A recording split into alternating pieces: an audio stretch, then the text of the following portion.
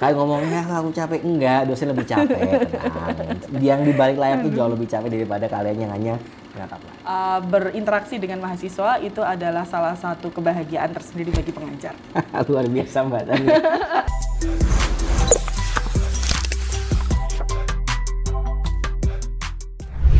Halo Smart People, selamat datang di podcast kami Ngobrol Delete, Ngobrolin Digital Lifestyle.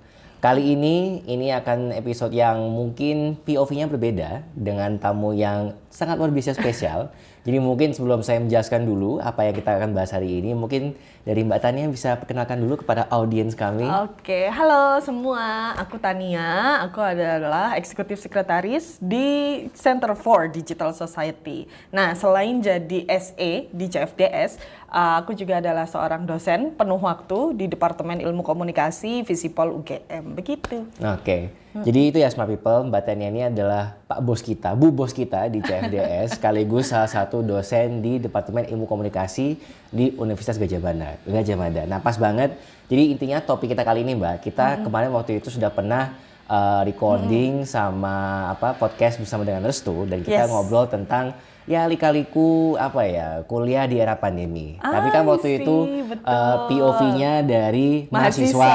Saya sebagai mahasiswa, mantan mahasiswa sekaligus Restu yang sekarang masih aktif mahasiswa dan sedang KKN. Nah, betul. sekarang mumpung ada Mbak Tania di sini yang juga sebagai seorang dosen, jadi sekarang kita akan shift ke POV sebagai seorang dosen gitu. Jadi mungkin kita mulai dulu nih Mbak, dari backgroundnya Mbak Tania nih, dari dosennya itu kapan, terus sudah berapa lama, dan mungkin apakah ada keluh kesah atau apa gitu sebagai dosen selama ini. Nah, aku sendiri udah jadi dosen di tahun 2018 kalau nggak salah, 17 atau 18, tapi sebelumnya sudah TA, sudah teaching assistant, jadi udah lama juga ngajarnya. Nah, dulu awal-awal jadi dosen penuh waktu sendiri gitu kan, maksudnya ketika kita masih TA kan kita disupport ya sama mentor dosen yang lebih senior. Ketika kita udah jadi full time lecturer, artinya kita jadi dosen sendiri yang kemudian punya kuasa penuh dan wewenang penuh sekaligus tanggung jawab penuh untuk mengelola kelas itu. Ketika aku masuk, itu jelas bukan di era pandemi, 2017-18 tuh semua normal gitu kan. Nah, 2020 negara api menyerang nih, ya kan. Jadi aku mengalami transisi yang cukup shocking juga dari yang tadinya kuliah offline full, kemudian jadi online full, kemudian jadi online sebagian, sampai akhirnya sekarang kita balik lagi ke offline gitu ya. Ketika dulu pandemi itu masih inget banget, itu bener-bener kaget banget karena bener-bener kayak minggu depan kita kuliahnya mulai online ya karena pandeminya parah. Nah kayak gitu itu belum banyak hal yang disiapin. Jadi banyak sekali upaya untuk adjustment, mulai dari paling sederhana kita bikin dulu nih grup-grup kelas. Dulu kan nggak ada nih, sekarang kan kuliah ada nih kalau di departemen aku ya. Jadi ada setiap mata kuliah itu ada grup WhatsApp-nya yang dibikin dari eranya ya pandemi itu sampai kemudian sekarang, jadi seluruh koordinasi muncul di situ. Nah dari situ kemudian kita juga mulai memilih mau pakai platform apa nih, mau pakai Google Meet, mau pakai Zoom atau apa kayak gitu. Kita udah pernah nyobain keduanya gitu.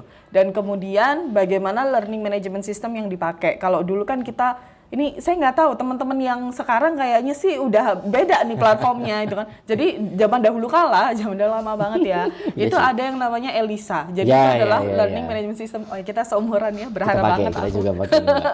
Nah, Elisa ini adalah learning management system yang waktu itu sebelum pandemi banyak dipakai. Tapi ada pengembangan juga yang kemudian di UGM ada sistem yang namanya Elok, tapi juga mungkin yang lebih populer juga ada Google Classroom gitu. Nah, pengoptimalan learning management system digital ini juga malah jadi terpacu nih gara-gara pandemi itu gitu. Semua materi kita bikin, semua tugas juga dikumpulin lewat situ dan bahkan kepake sampai sekarang kayak gitu. Jadi kayak kalau kita ngomongin pandemi, di satu sisi tentu ada huru-haranya gitu kan, tapi di sisi lain juga ya dia juga mempercepat proses kita untuk transisi dari proses pendidikan yang mostly offline menjadi online atau at least hybrid gitu. Ya sih, aku juga sepakat sih Mbak, karena pola-pola yang kita gunakan waktu pandemi itu kan masih tersisa sekarang gitu kan. Jadi benar-benar orang-orang lebih lihai lah. Jadi kalau misalnya kita mau rapat apa-apa atau mungkin kelasnya tiba-tiba mendadak harus geser hari, ya udah tinggal set aja Zoom gitu. Betul. Dan bener sih kalau yang aku lihat apa ya, kalau sekarang aku bukan mahasiswa sekarang ya, jadi nggak tahu kayak gimana kalau di bawah sekarang gitu. Tapi kalau yang aku dulu alami, kalau di HI ya, jadi konteksnya aku dulu alumni HI. Jadi kalau di HI itu kita bikin grup Facebook dulu. Oh, I see. Jadi jauh sebelum pandemi itu kita udah terbiasa dengan alur komunikasi kelasnya itu dengan grup Facebook. Oke. Jadi biasanya ada tutor yang biasanya itu mahasiswa angkatan atas, dia koordinasi dengan dosen untuk bikin grup Facebook, kita gabung gitu. Jadi semua informasi mengenai kelasnya itu akan di sana gitu. Nah, itu juga kebetulan kayaknya udah terbiasa tuh. Tinggal yang perlu di adjusting adalah bagaimana menyampaikan materinya gitu kan. Dan itu kalau aku melihatnya sih emang kita mengalami masa-masa yang sangat brutal gitu kan. Kalau nggak salah itu dulu kita juga pernah pakai Webex. Betul, bener Webex. Pakai Webex. Tapi nggak lama ya. Nggak lama banget, itu kan? kayak 1 semester lah itu. Semester 4 aku pakai Webex dan itu berat banget rasanya. Betul. Dan itu kikuk gitu kan rasanya. Terus kemudian kita mencoba Google Meet. Sementara itu waktu pernah nyoba Google Meet karena itu udah bergabung dengan Google Classroom kan. Jadi kayak ya udah sekaligus gitu. Dan akhirnya berujung kepada Zoom. Karena waktu itu setelah kami mengalami semua itu dan dari feedback dari mahasiswa itu ternyata yang paling mudah digunakan itu adalah Zoom. Ya, betul. Meskipun Google Classroom itu masih kita pakai, tapi anggapannya itu kayak ya udah Facebook udah nggak kepake lagi karena ternyata di angkatan bawah itu udah nggak ada yang pakai Facebook. Betul. Jadi beda banget. Beda banget. Jadi cut off-nya itu kayaknya di angkatan 18 sama 19.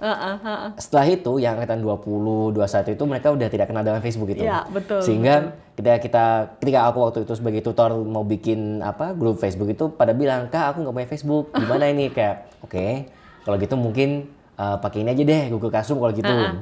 Tapi in terms of sistem dan segala itu menurutku oke lah, sama-sama aja itu. Cuma enaknya kalau di Facebook itu kalau misalnya kita ada video atau apa itu tinggal posting aja kan, kita upload aja video. Misalnya lagi presentasi kita upload di video, ada yang bisa komentar dan kita bisa nge-track siapa yang udah komen, gimana dan segalanya gitu. Tapi again ya mungkin generational gap-nya kelihatan sehingga mereka nggak mau pakai Facebook itu kan. Nggak mau harus bikin sosmed baru. Oke, kita pakai Classroom gitu.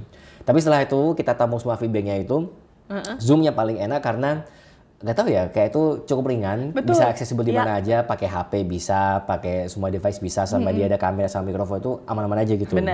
Dan to the point akhirnya langganan itu di HI akhirnya langganan akun Zoom-nya akun Zoom. Betul, itu kejadian juga sih dapat aku. Kayak semua juga gitu kan. Meskipun aku juga nggak tahu apakah waktu itu sudah mulai dapat Zoom gratis dari UGM atau enggak, tapi either way ya udah di HI langganan 6 ruang Zoom gitu-gitu dan sampai sekarang masih kepake lah itu meskipun tidak seintensif dulu, tapi kepake buat misalnya ada kelas-kelas yang masih online gitu. Nah inti dari cerita ini aku ini aja sih Mbak penasaran. Itu kan transisinya kan tidak smooth ya. Aku merasa itu sangat-sangat mendadak gitu kan. Dari POV mahasiswa at the time aja merasa kayak ini kok males banget gitu loh. Dan sepertinya ya belum ada yang aku lihat dari awal itu masih belum ada keselarasan baik dari UGM, Visipol maupun departemen. Sepertinya masing-masing itu sporadis dan mencoba menemukan alternatif masing-masing gitu. Nah kalau dari Mbak Tania waktu itu pengalamannya gimana? Kayak apakah Mbak Tania inisiatif mau pakai ini kah atau mengikuti arahan dari departemen kah atau nurutin feedback dari mahasiswa gitu? I see. Nah memang betul itu kayak semuanya sporadis, semua punya kebijakan sendiri karena kan waktunya benar-benar cepet banget ya. Kayak kita tuh masih dalam periode kuliah terus tiba-tiba pandemi yang mau nggak mau harus sebelum UTS terjadi. Itu sebelum UTS betul. Jadi proses transisinya itu sangat-sangat sebisanya yang dipegang deh kayak gitu. Nah apa yang kemudian aku lakukan sebetulnya tidak terlalu jauh dan mungkin tidak terlalu beda ya dengan teman-teman. Jadi yang pasti ada rules-nya. Misalnya kayak saat di awal-awal itu kita tapi aku lupa ini faculty atau department kita sempat mendiskusikan soal durasi kuliah. Jadi berapa lama sih time screen yang possible. Betul. Kalau nggak salah waktu itu hanya menjadi sekitar 60 menit dan kemudian habis itu diganti dengan dilanjut dengan diskusi kayak gitu. Dan itu grup WhatsApp-nya tuh surprisingly meriah banget ternyata gitu kan. Jadi setelah 60 menit or less di Zoom, kemudian habis itu semua orang mulai diskusi lagi di grup WhatsApp dan itu rame banget, bener-bener rame banget, malah interaktif gitu. Kemudian juga selain itu penyesuaian tentu ada dari aspek materi ya, karena kan kita menyiapkan materi yang kemarin-kemarin itu adalah materi untuk 2 jam di kelas kayak gitu. Artinya ada proses pemampatan materi yang lebih pendek, kemudian bagaimana adjusting materi itu agar bisa lebih sesuai dengan kuliah online. Termasuk salah satu hal yang juga cukup bikin concern adalah gimana mahasiswa itu tetap mau untuk engage, karena itu kan salah satu PR banget ya. Jangankan mahasiswa, aku yang dosen pun ketika kemudian terlalu banyak waktu di depan screen kayak gitu capek banget. Dan gimana aku akan engage? Jadi mulai ada gamifikasi juga yang kemudian dimainin di situ gitu. Iya sih, aku juga ingat juga sih Mbak, waktu itu kalau nggak salah kan kita biasanya 12 kali pertemuan ya dalam satu semester. Betul. Terus itu dipadatin jadi 10 kali jadi 10, pertemuan. betul. Dan aku ingat persis tuh pokoknya itu kalau aku ya itu waktu itu aku masih semester 4, minggu ketiga atau keempat itu benar-benar kita akan UTS, dan aku masih ingat waktu itu ada satu dosen yang itu mau mengadakan UTS lisan gitu. Waduh. Jadi dosen waktu itu aku kayak agak bersyukur ini jadinya pandemi kan nggak mungkin juga kan. Benar. Mungkin saya tidak usah menyebut nama dosennya siapa, tapi buat teman-teman HI yang nonton mungkin tahu ini siapa gitu. Sangat dekat dengan CFDS, betul. Jadi ya waktu itu lucu, jadi kayak wah kita bersyukur tuh kayak, bukan bersyukur juga sih, tapi kayak ya seneng gitu kan, kayak wah lumayan nih UTS-nya nggak jadi lisan gitu. Bahkan juga ada beberapa kebijakan itu yang mentiadakan UTS waktu itu. Betul. Jadi bener yang screen time-nya dipotong. Kalau di HI itu kayaknya kita nggak pakai diskusi deh Mbak. Jadi kayak bener-bener maksimalnya itu adalah 1,5 jam atau 1 jam lah, tergantung kebijakan dosennya masing-masing. Dan ya udah selesai gitu loh. I see. Karena kayaknya semuanya capek aja sih waktu itu, baik dari dosennya maupun dari mahasiswanya ya. Dan awal-awal tuh kayak masih benar-benar susah banget, benar-benar untuk membuat kita masuk ke kelas aja itu benar-benar ngos-ngosan rasanya itu. Yang aku alami ya, kayak mungkin ada beberapa temen yang ya udah masuk off screen, terus kemudian tinggal tidur atau apa gitu. Jadi benar-benar kepotong itu yang awalnya 12 kali pertemuan. Oh, dan kalau misalnya di HI itu timeline-nya jadi berubah itu Mbak.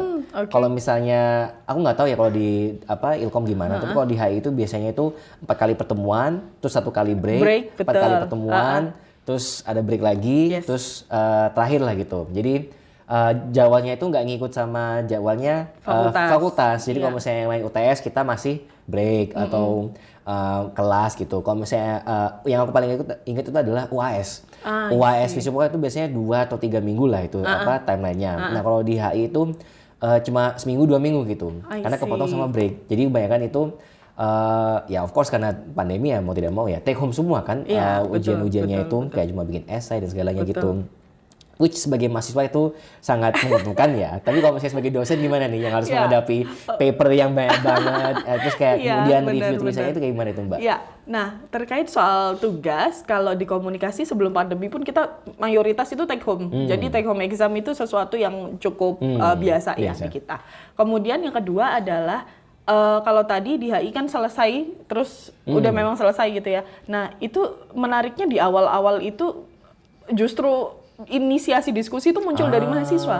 Jadi mahasiswa itu yang kemudian ada pertanyaan nggak, langsung banyak banget gitu. Jadi kayak wow gitu kan. Nah terus habis itu yang juga mungkin menarik saat itu adalah karena kita nggak tahu persis ya, tapi bayanganku kita sebagai dosen dan mahasiswa sama-sama menyadari bahwa kondisi ini adalah kondisi yang sulit. Kemudian kita mencoba membuat satu movement bersama gitu. Nah di komunikasi waktu itu awal-awal sekali pandemi, jadi seluruh dosen itu kita bikin satu template gitu kan. Dan kemudian kita record sendiri dengan gaya personal masing-masing dosen kan beda-beda ya. Terkait soal message ke mahasiswa bahwa everything is gonna be fine. Kita tetap di sini, kalau butuh apa-apa bisa kontak kita kayak gitu. Terus itu kita share di personal social media kita, kemudian kita kolase jadi satu dan itu di-upload di media sosial departemen. Nah itu dari departemen ke teman-teman mahasiswa. Nah kebetulan saya waktu itu punya satu mata kuliah, namanya adalah periklanan sosial. Jadi mata kuliah ini untuk mahasiswa reguler, program reguler di komunikasi, yang saat itu fokusnya adalah untuk bikin satu gerakan sosial atau kampanye sosial gitu, yang temanya kebetulan kan kita bingung kan temanya apa gitu kan yang tahun ini, karena kelas ini tuh didesain setiap tahun kita setiap semester, karena di IUP juga ada.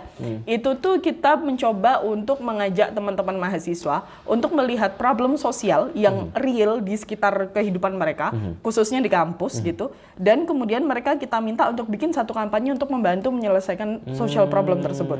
Nah, salah satu yang kemudian diusulkan saat itu adalah ya udah ini kita mumpung kondisi pandemi, kuliah online segala macam, gimana nih, apa nih yang bisa kita lakuin. Jadi kondisi pandemi dan activity untuk kuliah atau bekerja dari rumah itu yang jadi isu. Nah, dari situ muncul banyak banget ide dan gagasan teman-teman, campaign yang kemudian diterapin di kelas itu. Jadi kalau teman-teman yang lain mungkin pernah dengar ada case gitu, misalnya kayak mahasiswanya off cam semua gitu kan. Di mata kuliah itu nggak ada satupun yang off cam, kecuali kondisi internetnya emang kurang baik gitu ya. Kenapa kemudian dari campaign itu juga mereka bikin campaign terkait soal gimana sih kita perlu kuliah online dengan baik. Kemudian mereka juga bikin misalnya setelah berapa menit kita ada kayak ice breaking, break time session segala macam, dan itu mereka sendiri yang leading kelasnya. Kemudian dalam kampanye yang lain gitu kan, karena itu kan dibagi jadi kelompok gitu kan. Kampanye yang lain ada juga kampanye soal double burden. Jadi bagaimana orang yang punya pekerjaan atau aktivitas lain di luar rumah ketika kondisinya WFH itu bukan berarti lebih mudah gitu. Pekerjaan yang tadinya dikerjakan di luar kecampur dengan aktivitas domestik dan lain sebagainya, dan kemudian mereka bikin campaign soal itu. Jadi aku melihat bahwa di balik pandemi itu tetap ada kesempatan yang kemudian bisa diolah sebetulnya. Menarik banget sih Mbak. Aku baru tahu kalau masih ada kayak gitu ya. Kayak karena kalau di HI ya, mungkin mohon maaf ya teman-teman yang menonton. Saya tidak terlibat ya.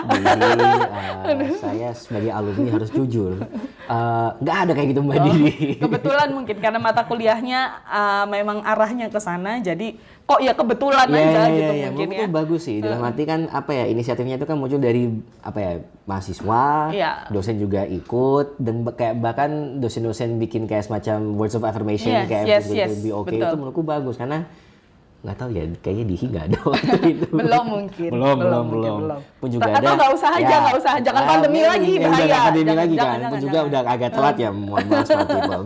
Tapi ya itu ya, mungkin kenapa dan aku juga kaget kalau misalnya itu anak-anak pada on cam semua itu menurutku suatu achievement yang luar biasa, karena dari pengalamanku. Dan juga karena waktu itu aku sering banget sebagai tutor buat dosen-dosennya, mereka problemnya itu selalu komplain adalah kok ini anaknya nggak pada on cam sih gitu, kenapa sih, kayak apa sih masalahnya gitu. Dan aku merasa maksudku aku selalu mencoba untuk on cam lah, regardless of the situation gitu. Kalau misalnya ke toilet ya udah off cam, tapi kalau misalnya benar-benar possible on cam aja gitu kan. Dan itu itu kan juga sebagai pengajar ya, itu kan bikin kita merasa bahwa kita itu ada yang mendengarkan itu kan. Betul. Meskipun ya Wallahu a'lam itu apa mereka benar-benar dengerin materinya masuk atau enggak itu kan ya udah itu up to them kan. Tapi at least kita sebagai pengajar ada visual feedback gitu kan, kayak ini anak nganggu tapi nggak tahu itu masuk atau enggak gitu kan. Berarti berarti nggak mengalami sama sekali kayak gitu? Ada juga sih, maksudnya tentu nggak semua 100% pasti kayak gitu ya. Ada juga mata kuliah lain, terutama mata kuliah yang kalau mahasiswanya itu mata kuliah wajib yang mahasiswanya satu angkatan ikut semua, nah kayak gitu-gitu. Itu kan emang kontrolnya agak susah ya kayak gitu. Jadi untuk mata kuliah tersebut dan beberapa mata kuliah lain, khususnya yang kelas kecil-kecil gitu, karena kebetulan aku banyak dapat mata kuliah untuk semester lanjut, jadi sudah peminatan, jadi mahasiswanya lebih kecil, nggak heboh satu angkatan gitu kan. Itu relatif interaktivitasnya bagus, on cam, isu on cam tuh aku nggak terlalu punya isu di situ. Tapi kalau memang kelasnya gede banget ya emang variatif ya kayak gitu. Ada juga yang off cam kayak gitu, meskipun interaktivitasnya di chat, ya Allah, benar-benar kayak benar-benar aku sepakat sih Mbak. Banyak banget gitu kan. Itu mungkin menurutku salah satu positifnya ya dari kita pindah ke sistem yang online waktu itu, karena orang-orang yang mungkin malu untuk mengutarakan pendapat mereka secara verbal itu jadi merasa nyaman dan aman ketika ngechat itu. Dan itu waktu itu aku kan sering nonton buat Mbak Trevi kan, dan dia juga nge-point out waktu itu, ini kok ramai banget ya hari ini yang ngechat di Zoom gitu. Ya Mbak, karena kan whether itu relevan atau enggak chatnya dengan materinya, tapi kan at least for them ini adalah untuk engagement dengan teman-teman kelasnya kan. Betul banget. At that time pandemi kita semua terpisah, ada yang mungkin udah balik kampung, pun juga yang sekota kan belum bisa ketemu kan. Jadi interaksi sosial mereka pada saat kelas itu yang emang mau gimana lagi ya, meskipun itu dalam kondisi dosen mengajar kita malah hahaha nggak jelas, tapi Ya itu apa ya, Mbak Trevi poinnya kalau itu ya bagus tuh loh, Iya, dalam arti betul, lucu. betul. Waktu itu aku ingat apa ya, pernah diwawancara sama siapa itu, apa itu The Conversation atau siapa itu, Mbak Trevi point out karena itu persis sehari setelah kelas yang aku ampu juga waktu itu, rame banget itu, ngobrol-ngobrol nggak jelas waktu itu, karena waktu itu aku masih RA di CFDS, aku suka promosi itu Mbak, I see. promosi CFDS, dan ujungnya kayak ngomong-ngomong nggak jelas itu. Iya. Tapi ya itu lucu, dalam arti apa ya, orang-orang yang mungkin yang nggak aktif atau mungkin jarang aktif secara offline, bisa lah ada kontribusi satu atau dua itu secara ketik. Dan pada waktu itu kayaknya dosen-dosen KOI di HI ya itu mulai menyadari bahwa oke, mungkin sekarang keaktifan itu tidak hanya hitung based on kamu ngomong secara verbal lewat on mic, tapi bisa kita hitungkan dari keaktifanmu di chat misalnya itu. Suatu hal yang meskipun susah untuk merekapnya kan, tapi at the very least gue setuju bahwa kelasnya itu rame gitu. Berarti Mbak Tania selama ini kalau untuk keaktifan itu tidak ada kendala atau? Kalau keaktifan relatif nggak ada kendala sih. Relatif oke. Kemudian juga ya substansinya juga tetap dapat gitu. Ada hahaha tapi juga substantif juga gitu kan bahasanya. Iya. Jadi kalau saat online dulu pun tidak terlalu ada kendala sih. Berarti bisa dibilang smooth sailing lah. Ya, kok smooth sailing. Oke, menarik. Nah terus ini kan udah jelas sudah tidak pandemi lagi ya Smart People, alhamdulillah sudah bisa rekam secara online karena secara offline karena dulu kita bikin podcast ini secara offline secara online waktu itu lewat Zoom pakai mic masing-masing, suaranya kresek-kresek beda-beda gitu. Nah sekarang kita bisa secara offline di sini. Tapi setelah pandemi itu, apakah ada berapa hal yang diadopsi oleh departemen misalnya untuk kelas-kelasnya sekarang ini Mbak? Apakah ada best practices atau apa gitu? Betul. Mungkin sebelum apa yang dilakukan sekarang, kita beralih dulu ke transisi antara habis online, kan kemudian ada hybrid nih yang cuma separuh di kelas gitu. Itu malah susah banget. Itu aku ingin banget. Itu susah banget. Lucu banget itu. Jadi maksudku hybrid itu justru sesuatu yang cukup challenging, lebih challenging daripada online menurutku. Karena ketika hybrid itu ada sebagian yang di rumah, ada sebagian yang di kelas, kan itu masuknya kan kayak cuma separuh gitu ya waktu itu ya. Nah, mulai dari hal administratif kayak siapa sih yang masuk, yang enggak, yang itu chaos banget. Kemudian yang selanjutnya adalah karena kita kan ketemu sama orang yang secara fisik ada gitu ya di ruang offline, tapi juga ada teman-teman yang online, managing untuk balancing activity interaksinya itu susah banget. Pasti kita akan cenderung lebih banyak dengan teman-teman yang di offline dong, kayak gitu yang ada di depan mata. Nah, jadi justru kalau dibilang dari masa kuliah online full, separuh-separuh hybrid dengan full offline, yang paling susah tuh justru yang di tengah ini malahan menurut aku gitu.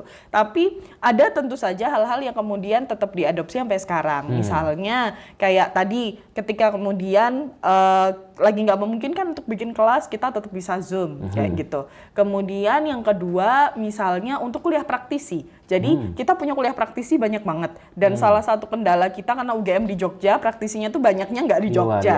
Betul. Nah, adjusting time segala macam itu kan sesuatu yang prosesnya butuh waktu panjang ya. Bisa jadi kita bisa di sana enggak dan sebaliknya. Tetapi justru dengan adanya online ini bisa mempermudah. Bahkan aku sendiri waktu itu sempat bikin kelas joint course dengan Thammasat University Thailand untuk satu mata kuliah exposure untuk program internasional di komunikasi gitu. Jadi justru peluangnya untuk kemudian bisa kolaborasi lebih lanjut itu besar.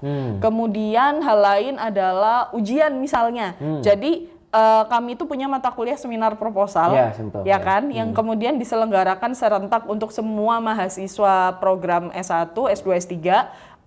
Ujiannya juga bareng, seminarnya juga bareng gitu. Jadi ngebayangin berapa ratus mahasiswa harus sempro bersamaan dalam 2 minggu itu kan bagaimana caranya gitu kan kalau offline gitu. Akhirnya untuk sempro itu semuanya full online kita gitu. Jadi itu hal yang kemudian bisa mempermudah dan mendorong efektivitas proses kerja yang terjadi sih. Sampai sekarang itu masih full online tuh Mbak? Kalau sempro ya, sempro itu bisa offline tapi sebelum tanggal ujiannya. Jadi kayak kita punya 2 minggu waktu ujian, nah itu udah full sempro semua kayak gitu. Tapi kalau bisa sebelum itu maka bisa offline. Gitu. Menarik. Tapi ketika waktu ujiannya sih offline sekarang ya. Tapi dulu waktu ujian skripsinya online itu kayak gimana itu Mbak? Aku penasaran. Wah, waktu ujian skripsi online itu lucu-lucu ya. Jadi kalau aku lihat tantangan terbesar mahasiswa terutama adalah memastikan sinyal aman. Iya. Karena yang namanya koneksi internet itu kan kayak ya ampun gitu Iya, ya. iya. Nah, kemudian juga proses pembimbingan mungkin itu juga Iya, berbeda iya, ya. iya. Karena kalau dulu kan proses pembimbingan tuh kan biasanya kita Ya, datang, ngomong, terus cerita catat, iya, kayak iya, gitu. iya. Nah, itu juga berubah karena kemudian lebih banyak kirim-kirim dokumen, kirim-kirim Google Docs, kemudian ya paling Zoom sesekali, 2 kali karena waktu itu kan kayaknya nggak memungkinkan juga orang untuk terus-menerus Iya, iya. on screen kan kayak gitu. Nah, jadi kalau untuk ujian-ujian kayak gitu ya menarik ya, kemudian kita ngelihat bagaimana teman-teman present. Kalau prosesnya sih kurang lebih akan sama kayak gitu ya, tetapi ngelihat gimana struggle-nya teman-teman untuk bisa memastikan koneksinya aman, suaranya jelas dan lain sebagainya. Kadang-kadang kalau ngelihat behind the scene-nya juga lucu banget tuh. Itu kan kalau pada ujian gitu kan semprotulation gitu Iya, kan, iya, atau iya. misalnya ujian tulation lah intinya iya, kayak iya. gitu. Pada suka ngirim-ngirimin apa gitu iya, kan. iya, iya, Nah, iya. itu kadang aku lihat di story teman-teman tuh Ya, seru bisa banget banget. gitu kan, dikirimin ke rumah kayak gitu. Jadi tidak berubah banyak, cuman mungkin sepi ya karena nggak Iya, ada iya, temennya yang hore gitu di depan gitu. Betul. Aku juga merasakan sih Mbak, waktu itu semproku itu online dan kayaknya kalau di HI udah full offline sih kalau untuk sempro. I see. Tapi kalau untuk sidang skripsi itu, aku selalu merasa itu kalau ya apa yang kita lakukan di HI itu agak aneh jujur, karena aurnya itu adalah dibanding kita masuk ke Zoom dan kita presentasi, kita bikin video Mbak. Oh, Jadi kita I record see. video Interesting. maksimal 15 atau 20 menit. Oke, Dan oke. kemudian itu dikirim maksimal H-1 sebelum tanggal sidang. Oh, jadi bisa dipelajari dulu. Ya, jadi sama Ya. bayangannya itu adalah para penguji akan menontonnya itu dan ketika hari H apa yang dilakukan oleh mahasiswa adalah hanya menjawab pertanyaan Oh, langsung dari diskusinya. bahkan bukan langsung diskusi Mbak. Oh. Jadi mereka masukkan kami dalam satu grup WA untuk kemudian di grup WA itu yang misalnya sidang di bulan Juli ada 10 orang gitu. Nanti jam 1 mereka akan mengirimkan 10 dokumen Oke. Word gitu kan. Kirim di grup WA-nya itu 10 dan itu ada pertanyaan-pertanyaan dari dosen pengujinya itu. I see. Tapi itu di dalam grup yang sama, jadi semua orang itu bisa melihat si siapa Pertanyaannya. dapat apa gitu-gitu kan. Jadi kayak kita selalu penasaran ini dapat pertanyaan apa ini gitu-gitu.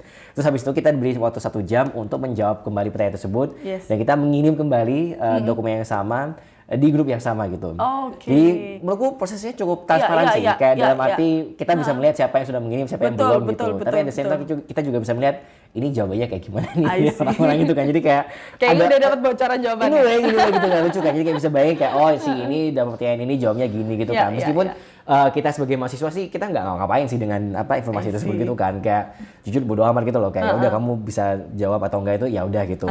Tapi lucunya itu adalah ya itu sih aku membayangkan proses itu kayak ya lucu aja gitu loh Mbak. Iya. Kita bikin video terus sidangnya cuma jawab pertanyaan itu pun diketik dan itu pun aku juga ngetiknya di ruangan ini Mbak. Jadi Oh, di sini gitu. 2 tahun yang lalu aku waktu itu sidang 15 Juli. Jadi udah persis Wah, Enif ini 2 udah tahun. Enif dong ya. Enif 2 tahun hari Senin Benar, kemarin udah luar Enif 2 biasa. tahun aku 2 hari yang lalu, 2 tahun, 2 hari yang lalu, ya. Di sini terus sejam itu aku di sini sebelahan sama temanku juga yang dulu alumni CFDS, kita ketik udah beres itu. Terus pindah ke sebelah dan aku bukan merayakannya dengan orang-orang kampus, bukan dengan orang-orang Dihi gitu. Rayakannya sama anak-anak CFDS di sini.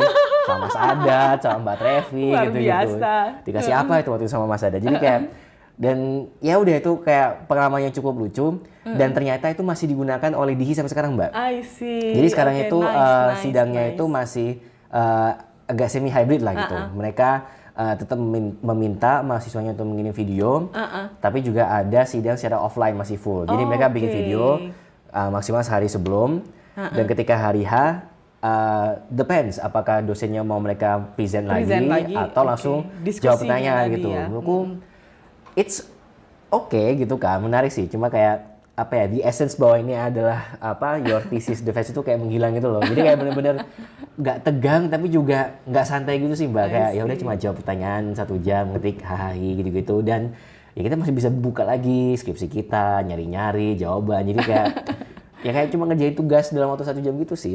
Iya, tapi memang mungkin tipenya beda-beda ya, tipe karakternya mungkin Betul, beda-beda, kebijakannya juga beda-beda karena di beberapa kampus di luar pun setauku juga ada model-model seperti itu gitu. Jadi bukan viva voce yang Ya. oral presentation tapi kirim-kiriman dokumen Kiriman gitu dokumen, ada ya. juga kayak gitu. Jadi ya mungkin beda style of way Iya, itu. iya. Nah, kalau di tempat aku mungkin juga yang jadi challenge adalah saat itu skripsi karya. Jadi skripsi karya ya, kan ada Ilkom ada ya skripsi karya. iya, Ya. ada bikin film, bikin Ya. campaign dan lain sebagainya. Nah, itu yang kemudian kayaknya ya seingatku di periode-periode pandemi itu agak menurun sedikit karena Ya, produksinya kan susah susah banget kayak ya. gitu. Itu gitu. Tapi masih ada itu Mbak yang bikin? Oh, banyak banget. Banyak? Banyak banget. Sampai hari ini banyak banget Ya. yang masih mau. Sebajanya ilmu komunikasi kan harus ada output gitu kan. Iya, Ya kalau betul, di HI betul. kan ya jelas tidak ada ya, cuma ya udah paper. Syukur-syukur ada jurnal artikel tapi kayaknya nggak ada dari angkatanku yang bikin jurnal artikel buat skripsi gitu. Mungkin sekarang ada. Harus Nggak ada, tahu harus ya, ada, mungkin nggak tahu, ada. harus ada. Apalagi ya, Gitu. satu hal yang aku jadi ingat itu ini sih Mbak. Apa ya, kampus itu benar-benar sepi waktu itu. Ih, parah banget. Parah banget sepi. Aku hampir kalau cuma setengah tahun tidak ke kampus ada. Oh gitu. iya? Karena kan nggak boleh juga Iya kan. nggak boleh. Aku Nggak ingat boleh dari ke kampus. Maret sampai Agustus itu emang nggak boleh. Sama sekali nggak boleh. Apalagi kalau dosen yang udah senior di atas Ya, usia berapa iya, tuh dilarang sama masuk, sekali sama sekali tidak nggak boleh, boleh ya. kayak gitu. Aku lupa. Aku tuh ke kampus setelah berapa bulan. Kemudian aku masuk ke ruanganku, ya ampun debu semua. Iya, gitu. iya. Jadi benar-benar kayak serem deh kampusnya Serem gitu. banget. Betul. Aku kembali ke kampus itu Agustus waktu itu, I ke see. CFDS itu kan. Dan jarak tempuh dari rumahku ke kampus tuh biasanya ya 30 menitan lah gitu. Itu jadi cepat 10 banget. menit itu naik motor, jadi kayak enak banget ini Iya, ternyata. iya. Ini sih Mbak, satu hal lagi yang apa ya, aku penasaran itu apa ya, perasaan Mbak Tania selama mengajar secara online ini, apakah apa ya, aku nggak tahu ya what it's like to be a lecturer yang benar-benar full time itu kan. Yes, Pengalamanku yes. cuma seringkali cuma ngajar sebagai Assistant ya, assistant TA atau ya. enggak pengganti Session gitu ya. gitu misalnya, atau enggak cuma ngisi sebagai undangan tamu gitu kan. Sehingga perasaanku ketika aku masuk dan melihat off cam itu kayak bener-bener kayak ya bikin patah semangat gitu kan, Iya, kayak iya, ini betul, bener-bener betul, atau enggak gitu. Tapi sebagai dosen penuh waktu yang sudah mengalami proses mengajar lama, yang sudah mengalami proses dari offline, hybrid dan online, lebih enak mana Mbak? Oh, kalau enaknya tetap offline. Tetap offline, Kalau kita harus memilih ya, pasti offline karena interaksinya benar-benar kerasa. Kebetulan aku itu tipe dosen yang sering ngobrol dengan mahasiswa. Jadi ya. diskusi, interaksi segala macam. Kalau nggak ada interaksi, aku yang nanya, menurutmu Ya, gimana nih? Kayak gitu-gitu. Jadi offline itu akan sangat membantu dalam proses yang model pembelajarannya kayak gitu. Tapi ya memang online juga ada benefitnya, meskipun kalau tetap dibandingin ya tetap lebih rich offline ya kayak gitu. Jadi ya interaksi tersebut lebih bisa difasilitasi kalau itu offline kayak gitu. Kalau soal off cam saat online, oh iya lebih sedih sekarang daripada saat pandemi dulu gitu. Kalau saat pandemi dulu aku selalu menganggap bahwa mahasiswa kalau bisa, dan aku sampaikan kalau bisa online, bisa on cam, ya on cam aja. Tapi kalau memang kondisinya nggak memungkinkan, karena ya ampun macam-macam kan, kayak gitu Kita nggak saat bisa itu. tahu kan mereka gimana. Bener, kayak gitu, ya udah kayak gitu. Tapi kalau sekarang kan relatif lebih stable ya, kayak gitu. Jadi kalau ada yang off cam malah lebih sedih, mana lebih sedih sekarang gitu daripada dulu gitu. I see. Oke, mungkin ini sih Mbak, kita kayaknya udah sampai ke akhir podcast kami. Mungkin apakah ada sepatah dua kata mungkin buat menyemangati calon-calon dosen baru yang akan, aku nggak tahu apakah udah selesai atau belum, rekrutmen belum ya Mbak? Belum mulai? Rekrutmen yang untuk sekarang sih kayaknya aku karena departemenku nggak ngambil ya, jadi aku nggak ngikutin. Nggak ngambil tahun ini? Nggak ngambil, jadi kayaknya sih udah proses akhir-akhir gitu deh. Oke, mungkin sepatah dua kata buat future lecturers nanti yang Future akan lecturers, smart people datang. yang mau jadi future Betul. lecturers ya. Gimana Mbak semangatnya? Oke, Gimana? wah.